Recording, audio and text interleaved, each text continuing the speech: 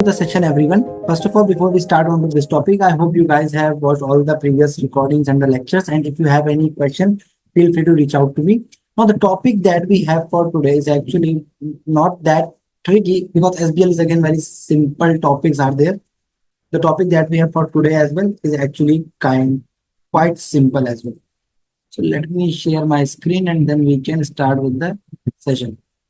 Now, I hope the screen is visible to all of you, everyone. So now, the very first topic that we have today is regarding the director's remuneration. And then we have the fixed insider trading. So if you remember, what was the last topic that we were discussing, everyone? What was the last topic that we were discussing? We were talking about the corporate ethics. Even in the last topic, what is that we were discussing? We talked about the corporate ethics. In the corporate ethics, we talk about like three to four things in total. First thing was the CEO and the chairman should be two different persons. The company should have non-executive directors. Then we talk about having different board committees in the company. Now we are saying the director's remuneration. Now, director's remuneration play a very vital role when it comes to your management. Director's remuneration plays a very vital role. Let me tell you why. See, if you talk or if you understand what the director remuneration includes, it talks about share options, it talks about the salaries, it talks about the bonuses, and whatever we give the director. Now, fixing a correct amount of salary is actually very important. Why? Because directors are sitting in such a power that they can increase their own salary as well. But if you remember who takes care of the salaries part, it was remuneration committee. In remuneration committee, every director that is sitting is non-executive directors.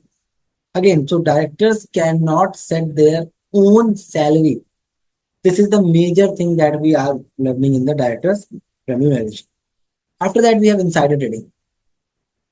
Now, let's say you are a shareholder of a company X. Let's say you are a shareholder of company X. Your company is coming with option plan. Your company is coming up with share option plan. Or your company is coming with its IPO. Any insider news you have. You have any insider news. Or let's say your company is doing some deal. You know that the deal is worth 10,000 CRs, due to which what will happen? My stock will rise within next 2-3 days because of such a big news. The market will rise because of such a big news. What you will do? You will buy the shares on first of all for yourself and then in your family name. And then when the stock will start rising, you will start selling it out. This is called as insider trading. Basically, using the information which is not yet made public for personal gains. Information that is not made public, you use that information to make your own personal gain. This is called as insider trading. So this is one part of another part of your corporate governance. Now, a new topic that we have is family-owned business and listed companies. This question has been asked like a number of times. Now, what does this question talk? Listed company and family-owned. Let's say I have entered into a lease or whatsoever agreement or anything. If it is a family-owned business, then it will be under my name. If it is a company, then it will be under company's name. Now, government rules and ethics, government rules and code of conduct is very strict against the limited companies, but lenient in the family-owned companies. There is a split of role between the chairman and the CEO. Chairman and CEO cannot be two different persons. Cannot be same person in listed companies, but in family-owned companies, they can be a same person as well. Our number of NEDs that is required in limited company and in a family-owned company is actually different again. In a family-owned company, generally the board members, the board committee heads are the family members. But in a listed company, there will be a complete process of remuneration and the nomination. After that, they will be selected. So there are a number of differences between a family-owned company and a limited liability company. A decision making is based on the voting rights in listed company, but in a family-owned company, decision is based on who is elder. It can be the reason. Whoever is the eldest, he will be the one taking all the decision. So a lot of things are different in the family-owned business and a listed company business. Now I hope this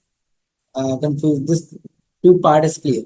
What is a family-owned business and a listed liability company?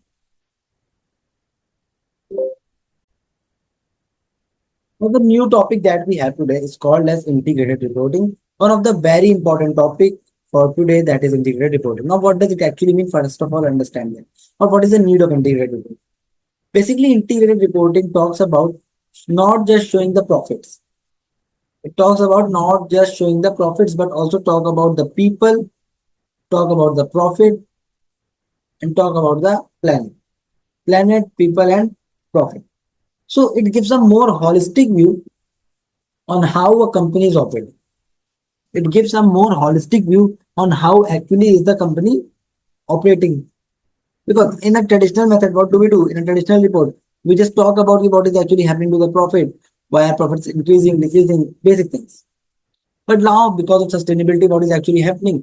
A lot of investors are looking for risk takers, or a lot of investors are looking for sustainable companies. Now, if they are looking for sustainable companies, definitely they would like to invest in a sustainable company as well. Due to which, what is actually happening? There has been a set demand for the sustainable goods. Now, if there is a set demand for sustainable goods, people are ready to buy it no matter whatever the price is. Now, you have to prepare your reports in such a manner that you can justify whether you have done any, what do you call it, any social good work or not. Have you doing anything? Is it the employment that you are providing? Is it the low carbon emission? Is it the child healthcare or anything else that you guys are doing? This is called as integrated reporting. Now, what was the reason? Because a lot of traditional methods were outdated. They do not talk about the people and the planet. They just talk about the profits. People started looking or giving a lot of benefits to those companies that actually think for the people, that actually work for the people, and hence these companies have grown significantly in the last 1 or 2 years. So now the very first thing is the organizational governance. In integrated reporting, what are you supposed to write? First of all, organizational governance. Talk about what is the corporate mission, strategic objectives, leadership, oversight, or any other thing. Then talk about the strategic framework. What is the business model? What is the opportunities? What are the risks? Because this thing, that is your integrated reporting. Basically, it is prepared generally in case your company is moving from one country to another company. But it is a good habit to prepare integrated reporting rather than the normal reporting. In number of large companies, even integrated reporting is required or compulsory to be published by the company. Then financial metrics, you talk about the operational performance, then economical performance, market position, and capital efficiency. We talk about four things: operational performance, financial performance, market performance, economic performance, and social element. Now, coming to the last part, that is the contextual factors. Contextual factor talks about the societies. Contextual factor talks about the society, the various social impact and initiatives, environmental stewardship, and stakeholder holdings. These are the three things that you have to learn over here. Now, I hope this thing is clear to all of you, everyone.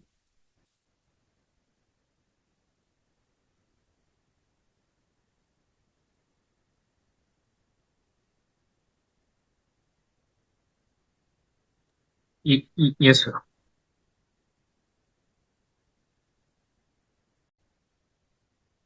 Now, this question, that is your six capitals. This has been asked number of times as well.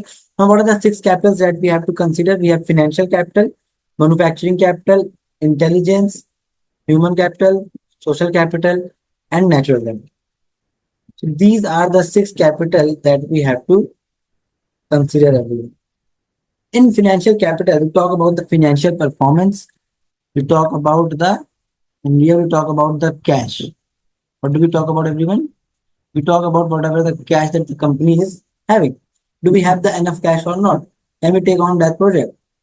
That is the first part, that is financial project or the financial capital. Second capital that we have is manufacturing capital, that is also called as tangible assets. It can be current as well as non-current assets as well. Generally, manufacturing capital, it's only after the manufacturing stage.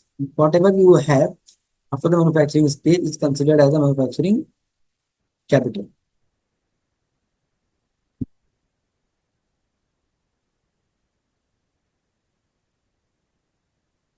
Next capital that we have is intellectual capital, basically the mind, the research and development, intangibles, all of these are intellectual capital. With what you cannot touch, but since you have given the training, the employees will be able to work on to that. So now the employees are can be considered as an intellectual asset, or the training that we provide can be considered as an intellectual asset. High capital employee led matters. High capital employee led matters. What does it actually mean? Please, first of all, I would like to give you guys a chance. High capital economic related matters.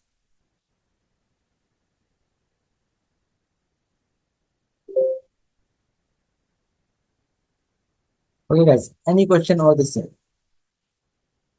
In three types of capital. Actually, I'm having a pain in my eyes today. Don't know why. Oh, sir. It's pretty. So what are the three types of capital over here? First of all, financial. Then we have manufacturing. Then we have intellectual.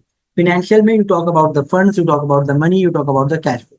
Second capital that we have is called as manufacturing capital. Or manufacturing capital, you talk about the raw material, the raw material that has been converted, the current and the non-current tangible assets. Then we have intellectual capital assets, basically your brain, your intellect, your research and development, your brands, your patents. After that, we have human capital, basically your employees. The employees that are working for you, they are the one who is giving you all the finished products. These are called as human capital. After human capital, we have social capital. Social capital are basically the society where you are living. The customer, the supplier, the society, the government, everything is a part of your social capital. Basically, you can say the goodwill in a society is called as the social capital. Because if there are no customers, no one will buy. There are no suppliers, we won't be able to produce. After that, we have the natural capital. So generally, when we do produce something, we have to use any part of, we have to use some part of the raw material as well. Be it silver, be it gold, steel, iron, or anything, somewhere, the raw material or the natural capital is being used. Correct. So this natural capital can be considered as the form of capital. So over here in the integrated report, you have to cover all the six capitals. Generally, in a normal capital report, we talk about just share capital or the financial capital. But now in integrated reporting, we are talking about the humans or the employees. We are talking about the society or the nature. We are talking about the profits as well. So we are giving a more holistic view. Now what we are doing, we are giving a more holistic view to the reviewer. Now what are the advantages of IR and disadvantages of IR? Advantages of IR, basically a more holistic view. So increases the confidence of the investor. When it increases the confidence of investor, creates a value within them, and hence a better communication between the investors and the company. And we can actually get some green funds as well. What are the green funds? Funds or the brokerage houses or the investors that invest in companies which are working for the sustainability. Now, what are the disadvantages? Sometimes we give excessive information which is even not required. Subjective, very much subjective. A lot of things we cannot even calculate. So how do we put it into the accounts? These are the two of the major problems with the integrated reporting, everyone. Now, what do we write down in our report? This question can be asked in the exam. First of all, talk about the organization overview. Then talk about the external environment. Then you can give a SWOT analysis. And then how an organization creates a value. What are the future plans and strategies? What are the key risks? Now, key risks, there are a number of key risks. Okay. We will be talking about all the risks over here. Then we have key risks. What are the different types of risks that a company faces? Then we talk about the six capitals. What were the six capitals, everyone? We have financial capital, manufacturing capital, human capital, social capital, natural capital, and intellectual capital. You talk about these six capitals and the social and environmental initiatives or the coverage that the company is taking. So there are a lot of things that you can talk about over here. Examiner Insight says ki IR questions typically require covering three components. How is it different from a conventional system? What are the six capital? What are the advantages and disadvantages? It can be a question for 18 marks everyone. After that, we can get a question on to six capitals analysis. Make sure, because question can ask you to analyze the six capitals, and I'll be giving a question as well over here. Now your focus should be on improvement or depletion in each capital.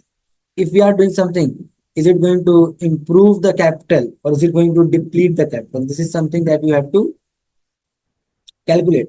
For finding out the improvement or the depletion, you have to check whether what are the KPIs. What are the KPIs? KPIs are basically key performance indicator.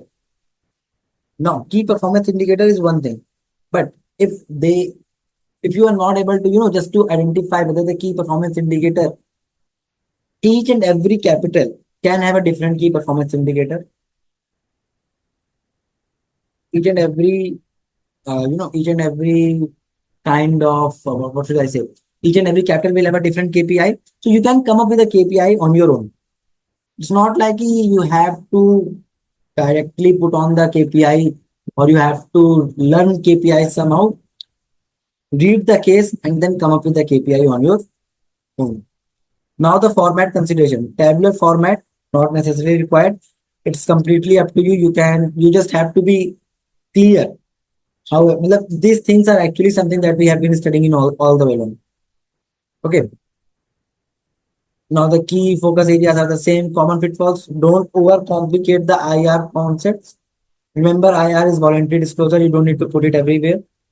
And social and environmental footprints are two things that you have to showcase. Even we have a complete topic over here. Or somewhere over here, I have a complete topic, social and environmental impact. Yeah, this is the social footprint. And then we have the environmental footprint. So talk about these two things as well. Now, what does it actually mean? Let me tell you that. Social footprint, talk about the societal part. Talk about the employees, customers, suppliers, society, community. Now, when you talk about employees, what are the KPIs? You can talk about the staff turnover, staff training, gender equality, discrimination, working policies, conditions, all of these things. So I'll do one thing. I'll cut and paste it over here. When you talk about the customers, what does customer want? A good and healthy product. What does supplier want? Prompt payment. Talk about these things. Society and community. What does society want? Society want employment. Society want a safe place. If you are opening an industry, make sure that you are not harming the environment. These are the certain things which are actually required by the society as well. So you have to talk about these basic things as well. This is the societal impact or societal footprint. Now, coming to the environmental footprint, what do we talk about in the environmental footprint? We talk about the natural resources. Now you are using the resources, definitely you are going to harm the nature. So make sure that even if you are opening up an industry, just a very simple example of Reliance. Reliance was opening an industry and they had to cut down a large number of trees. Due to which what they did, at that time, they planted a number of mango trees in a different area. Right now, Reliance is the biggest exporter of the mangoes. Right now, Reliance is the biggest exporter of the mangoes in India, from India. So basically, what you did at that time is paying off right now. Correct. So whatever the natural resources you are depleting, talk about that. How you can overcome that depletion. What are the waste of products? Disposal of waste products, how you recycle it, what are the environmental friendly packaging and all these. Then pollution, talk about the carbon footprint, CO2 emissions, recycling, pollution, green, spillage, all of these things can be considered. So I hope now you are getting my point, how all these points need to be considered. The pollution means you talk about CO2 emission, talk about the carbon footprint, the sewage system, because mostly the companies let out their waste in the rivers only. Please have a look in the case whether the events in the case they are doing the same thing only. Make sure that they are not doing this. These are the certain things that you have to take care while writing down your answer. Social and the environmental footprint. After the social and environmental footprint, what do we have over here, everyone?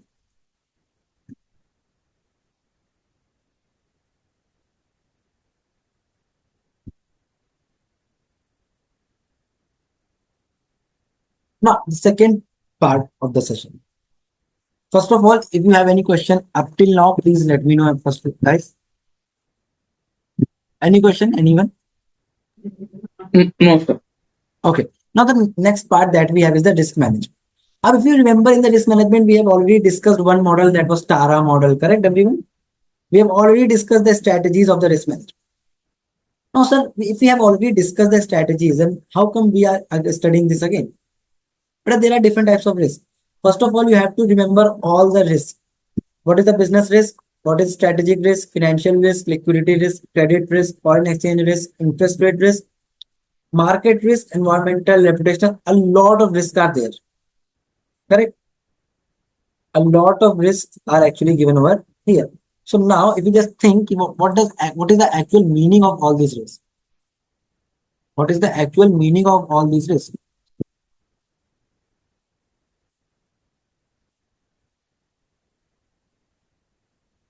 First of all, we have business risk. Each and every business will always face some kind of risk. I hope you guys will accept this part. Each and every business will always face some kind of risk. So the business risk is that basically the risk that the company will not be able to achieve its strategic and operational objectives. That is called as the business risk. I had to just quickly put it somewhere. I'll do that. Now, the second risk that we have is the environmental risk. So the risk stemming from the environmental factors or the regulatory changes, the change in the environment of a country. Now, because let's say you are using plastic, you are producing plastic. Now the government bans the plastic because of the environmental impacts. Now you cannot use plastic or produce plastic, or you were using something due to which the sustainability of the company is getting impacted. So the government ban that thing. Or even if the government does not ban, because of your activity, the sustainability is in harm. This is the environmental risk. Then strategic risk. Risk of failing due to poor strategy or the poor business strategy. That is the strategic risk. After that, we have the reputational risk. The risk of damage to the goodwill. The risk of damage in the goodwill or the risk of poor goodwill is called as the reputational risk. Then financial risk. The risk of not having enough capital, the risk of not being able to pay out your interest, the risk of not being able to pay out your finances. This is called as the financial risk. Health and safety risk to the employees. Providing a poor working environment to the employees will give a rise to the health and safety risk of the employees. Financial risk and liquidity risk, there is a difference. Financial risk basically talks about the long-term risk that you will not be able to raise capital in the future. When it comes to the liquidity risk, you will not be able to make the prompt payment in the short term, or you will not be able to make the short-term obligations payment. That is a liquidity risk. Then we have technological risk, the risk of failure. The risk of failure to cyber threats can be a part, or the technological infrastructure, a poor technological infrastructure can be a part, or using an obsolete technology can be a part. These are called as technological risk. After that, we have credit risk. After that, we have credit risk. Now, credit risk, the risk of loss due to counterparty failure. Risk of counterparty failing to meet the payment. That is a credit risk. You gave a loan to someone and they are not able to pay out the loan. That is a credit risk. Operational risk. The operations of a company can get disrupted. There is a risk There can be, strikes by the employees. That is again an operational risk. Foreign exchange risk, the risk of change in the currencies is called as the foreign exchange, due to which you can incur a loss. It's called as the foreign exchange risk. Intellectual property risk, the risk of loss or infringement of your patent, of your trademark, or your copyrights is called as intellectual property risk. Now we have interest rate risk. Now, what does interest rate risk means? Interest rate risk means the potential impact of changes in interest rate. You took a loan, the interest was 7%, the interest rate starts increasing. Now, instead of 7%, you are paying 8% as the loan. That is again a risk. Competitive risk, the risk of competition from someone else. You guys will be appearing for the paper, although you guys are not having any competition risk, because in the ACCA exam, you just have to get 50 marks and you will pass. If it was some government paper, then there will be something called as a competition risk. All of you will be competing with each other. Market risk, the risk in the market due to the variation in the prices. Risk from changes in the or the risk from due to the adverse movement in the marketplace. You were buying gold as a raw material, now the gold price has suddenly increased because of the market change, market risk. Then political risk, risk from changes in the government policies, regulations, or the political instability. If the political instability will be there in any company, or sorry, in any government or in any country, there will always be a political risk. Something similar happened recently in Bangladesh. Legal and compliance risk. Political risk may you always talk about the politics, the government. Legal and compliance may you talk about the judiciary system. So now there can be a question, first of all, understand this part everyone. There can be a question where the examiner can ask you to define all the types of risk that the company is facing, and then they can ask you to recommend how you can manage that. So generally, I would suggest you to prepare a table where first of all you identify the risk, and then over here you can give a recommendation that how the risk can be managed. This is best technique that I prefer using to solve down the answer. Now there is one more thing that you can do is, sir, what about the Tara model? But you can use Tara model as well. Now there is something that company prepares which is called as a risk register. Now what is risk register? Basically a register where you write down what is the type of risk that the company is having, what is the type of risk that the company is facing right now. I made a table here. Develop a risk register. Type of risk, what is the impact of that risk, how much money we might lose, what are the chances of that risk happening, is it on the priority list or not, what are the actions that we can take to mitigate that risk, and who is the one who is controlling that risk? That is called as the risk owner. The one managing the risk is called as the risk owner. And now when is the next review date?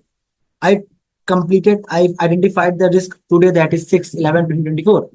Now I am going to work for the next 10 days, and on 17th of November, I am going to take a review whether the risk has been mitigated, whether uh, the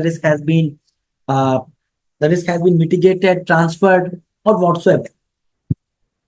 So make a risk register and talk about all these things. A lot of companies do this actually. A lot of companies do this. Okay, I hope now risk register is clear to all of you, everyone. Now, there is one question that they generally they don't ask this question, but I have seen this one time. How can a risk vary from company to company, and the risk can vary from in the industry to industry? So first of all, if I talk about company specific factors, there can be a company size, it can be location, it can be the growth phase, or it can be the financing structure and the business model. First of all, if I talk about the company size, if it is a large company, so it will face a different kind of risk, but a small company will face a different type of risk. Correct? Large companies use economies of scale, so therefore they are exposed to the uh, larger risk and a different type of risk. Companies which are small, they will face a different kind of risk. Companies which are in India, they do not have the risk of political instability for the time being. But the companies which are in, let's say, Pakistan, or companies which are in, let's say, Bangladesh, they face something which is called as political instability risk, a location specific risk. There can be currency fluctuation risk. Natural disasters can be there. Correct? Companies which are in Japan, they face natural disaster risk. Then growth phase. If a company that is still in the growing phase, they will face a different kind of risk. But a company which is on a very top spot, let's say Reliance, they will face a different kind of risk. The Reliance will not find it difficult to raise capital. But on the other hand, company XY will find it very difficult to raise capital because it is still a very new company. Reliance will find it difficult to grow exponentially. If it wants to grow by 20%, 25%, its share price, it is not that possible for it. But company XY can make sure that their share price is growing by 35% or 40% as well. So growth phase actually brings different kind of. Then business and model strategies. Different businesses have different models. Okay, so a company which is based on physical shop, it will face a different kind of. A company which is an online shop will face a different kind of. Now, if I talk about the online company, it can face a technological risk. A company which is physical, it can face a risk of natural disaster, or it can face a risk of what do we say? Natural disaster, political instability, or anything else. Then financing structure. A company with a lot of debt can face credit issues, or they can face what do we call it? Financial issues as well. A company with a lot of equity, they will not get, with a lot of equity being raised from public, they will not be able to retain a lot of profit. When they will not be able to retain a lot of profit, what will happen? They will not be able to make a lot of investments as well. So again, they are facing a different kind of risk. Now, industry-wide, the risk is again different. Different industries faces different risks. What are the different types of risk? First of all, product, nature of product. Let's say I am using product X. The nature of product X is that it is perishable. Now I have to deliver it on within 1 day or 2 days, otherwise it will get perished. This is one kind of risk. Investment required. If it is a capital intensive industry, then I will require to do a lot of investment. If I require a lot of investment, I can have a financial risk. If it is a labor intensive job, then I will have a human resource risk. So different companies actually face different kind of risk. Then regulatory environment. Different industries will have different kinds of regulations. If it is a finance company, a lot of government regulations are there. If it is a normal manufacturing industry, then the regulations are not that strict. Ecological aspect. Certain industries are environmental sensitive. Example, oil, gas, and mining. Correct. Example, gas, oil, and mining. These companies are environmental sensitive. These companies are environmental sensitive. Then technological intensity, and some other companies are not technological sensitive. Correct. So depends on the sensitivity to the environment. Then technological intensive. IT companies, they are technological, very high intensity company. The technological intensity is very high in those companies. They need to maintain a good technological infrastructure. Otherwise, they will be using obsolete technology. They will not be able to come up with the high profits. That is one problem with them. On the other hand, other companies don't need to use such a high technology as well. So now risk varies from industry to industry, as well as the risk varies from company to company. I hope now this point is clear to all of you. Now, how you can actually manage this risk? You can talk about the product diversification, industry diversification, and geographical diversification. You can use Tara model as well, or you can write about the product diversification. Instead of just dealing in one product, you can deal with different products. Apple is dealing with the mobile phones. Apple is dealing in iPad. Apple is dealing in MacBook, and different things. Industry diversification. Apple is dealing with the, first of all, this thing that is infrastructure technology, that is IT sector. They are also dealing with softwares. They are also promoting their what do we call it? Their hardware goods like keyboard and then UPS and basic things as well. Their earbuds, entertainment, geographical diversification. Instead of just being in US, they started dealing in China, they started dealing in India and every part of the world. So how you can manage that is it's up to you. So first of all, if I talk about the risk management again, first of all, you have to identify the risk. What are the different types of risk? You should be able to write that part. After identification of risk, you should be able to write down what and how to actually manage it. That is the risk recommendation. Now, after the risk recommendation, everyone, you have to talk about two things over here again. First of all, talk about the risk register. What is the risk register all about? How the risk register can be used to come up or how the risk register can be used to manage the risk. First part is that. After that, how risk varies from company to company and how risk varies from industry to industry as well. Okay, so I hope now all this part is clear to all of you. Now, the risk committee plays a very vital role as well. Make sure you understand how risk committee helps in the risk management. Although we have already discussed what is risk committee, four line of defense in risk management will be starting in the next class. I'm not going to discuss about it in this class. Now, risk committee, what is the role? Basically, it is a complete committee that manages the risk. So, specialization will be there. Their main focus is the risk management. It enhances the oversight as well. And it actually is a it actually is going to improve the confidence of the shareholders. These are the major things that we have to talk about. Now you can talk about how we can manage the risk by regular monitoring, by having the audits of the company. Now, because of the audits, we have one topic over here that is called as internal audit as well. Okay, so we'll be talking about that in the next class. Now, I hope all this part is clear to all of you, everyone.